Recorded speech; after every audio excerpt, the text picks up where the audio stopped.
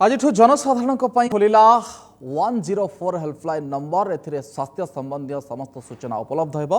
राज्य सरकार सहायतार चिकित्सा हेल्थ केयर पक्षर यह सेवा आरंभ कर 104 को डायल करी रोगी एवं रोग विषय संपूर्ण तथ्य पाइपर लोके।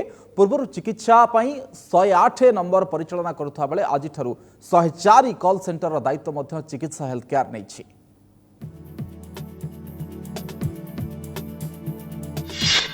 केउ रोगी को केउंठी करिवे चिकित्सा गर्भवती महिला राज्य सरकार की योजना करिसेंती।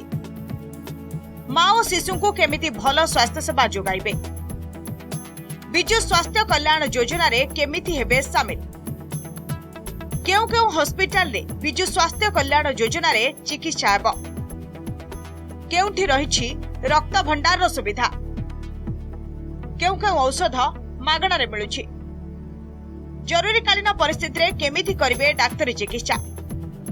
ये सब प्रश्नर उत्तर पाइबा पई डायल करंतु 104 टोल फ्री नंबर। ए नंबर आज कार्यकारी होईछि।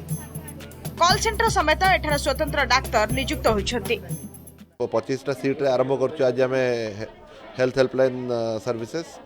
This is part of integrated patient transport and health helpline services जोटा गवर्नमेंट ऑफ ओडिशा रो जो 108, 102 और 104 सब इंटीग्रेटेड हो गला।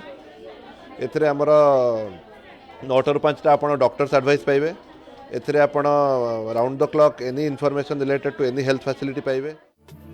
104 सहायता नंबर खोलिबा परे शह शह कॉल आसीबा आरंभ होईछि। के रोगर निराकरण पई फोन करिछि तो के रक्त भंडार विषय रे जानिबा पई फोन करिछि, आउ के विजु स्वास्थ्य कल्याण योजना संबंध रे पचारि बुझिछंती। डायबिटीज, ब्लड प्रेशर और कैंसर रोगी का फोन कॉल बेसी आसीथिबा जणा पड़िछि। किछि साधारण रोगी डाक्टर का परामर्श मध्य फोन माध्यम रे नैछंती। विभिन्न प्रकार रो कॉल आउछि, विभिन्न प्रकार बेमारी उपरे एवं केते जगह रे से माने चाहुछंती केमती बेमारी न होबो ता पे मधो एडवाइस चाहुछंती। जेमती कि हला diabetes, blood pressure, cancer, skin problems, prostate विभिन्न प्रकार कॉल आम पाखु आसी पहुँचुची। से चाहूँगी तार निराकरण पाई एवं कोठी गले ट्रिटमेंट हेले भल हो पारिबो सेटा मधो चाहूँगी। आज 104 कॉल सेंटर 24 घंटिया सेवा होईछि। ए कॉल सेंटर रे एका थरके 25 कॉल रिसीव करिवार व्यवस्था रहिछि। Bhubaneswar camera person Ayodhya Shatrughna Biswal report.